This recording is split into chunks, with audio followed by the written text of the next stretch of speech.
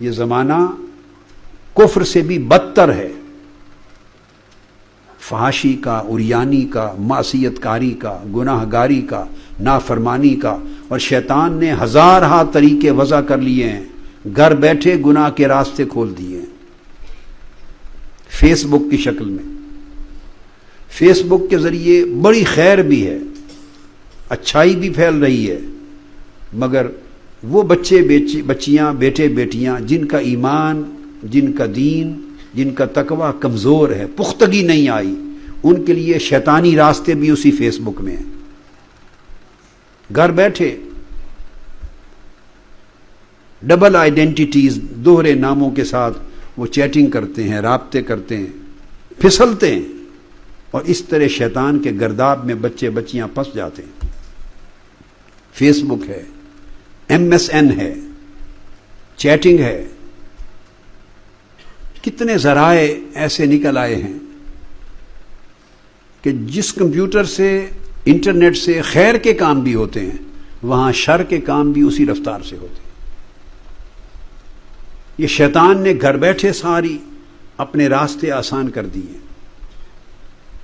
اور یہ اس وقت تک اس کا تدارک نہیں ہوتا، پھر زندگی میں دوغلا پن آ گیا ہے، نماز بھی پڑھتے ہیں اور نافرمانی بھی کرتے ہیں،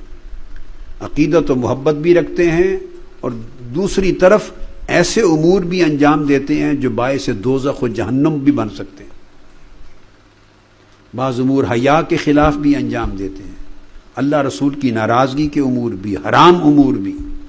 ہم جمع کرتے ہیں، مکسچر بنا لیے ہم نے،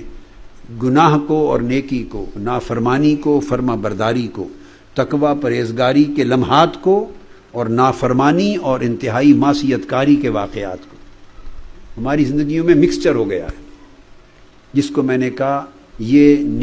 نیات ممتزجہ ہیں، خیر چلی جاتی، اور الٹیمیٹلی پھر شر کی رغبت جب بڑھتی ہے تو وہ نیات قادرہ اور فاسدہ اور باطلہ ہو جاتی ہے، جو انسان کو دوزخ کی طرف لے جاتی ہے۔ جس تیز رفتاری سے کفر بڑھ رہا ہے، فسق اور فجور بڑھ رہا ہے، معصیت کاری بڑھ رہی ہے، شیطان بڑھ رہا ہے اپنے لاؤ لشکر کے ساتھ اور اپنے ہیلوں اور حربوں کے ساتھ، اس سے زیادہ تیز رفتاری سے آپ کو اپنے دفاع کی ضرورت ہے، زیادہ بڑی جنگ لڑنے کی ضرورت ہے۔ یاد رکھ لیں،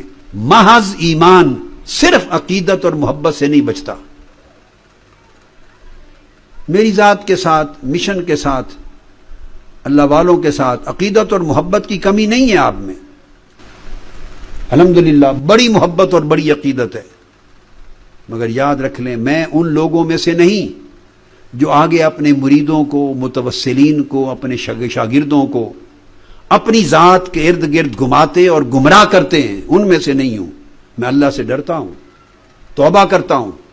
میں کہہ رہا ہوں میرے ساتھ فقط محبت اور عقیدت رکھیں، اور خواہ حضور غوث العظم سے رکھیں، کتنا اونچا چلے جائیں، میں تو خاک کے ذرے سے بھی کم تر ہوں۔ خواہ حضور غوث العظم کے ساتھ عقیدت و محبت رکھیں، خواہ حضور خواجہ معین الدین چشتی اجمیری غریب نواز سے رکھیں، خواہ حضور داتا گنج بخش علی حجویری سے رکھیں، اور ہر جمعرات حاضری دیں عقیدت و محبت میں، خواہ حضرت شاہ نقشبند اور مجدد الفسانی سے رکھیں، خواہ امام سید احمد رافعی الکبیر سے رکھیں، خواہ امام ابو الحسن الشاذلی سے رکھیں، خواہ شیخ شہاب الدین سہروردی سے رکھیں، بابا فرید الدین گنج شکر، جتنے اولیاء سے چاہیں محبت و عقیدت رکھیں۔ یاد رکھ لیں خالی محبت و عقیدت کبھی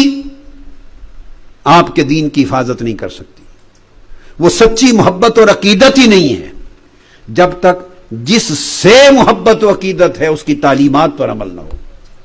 اس کے نقش قدم پر نہ چلا جائے، اس کے اسوہ کی پیروی نہ کی جائے، اس کی تعلیمات، اس کے اعمال، اس کے احوال، اس کے اخلاق، اس کے شب و روز کے پاکیزہ معمولات کو اپنایا نہ جائے، تو پھر وہ محبت کیسی ہے؟ ہماری محبت ایک دھوکہ بن گیا ہے۔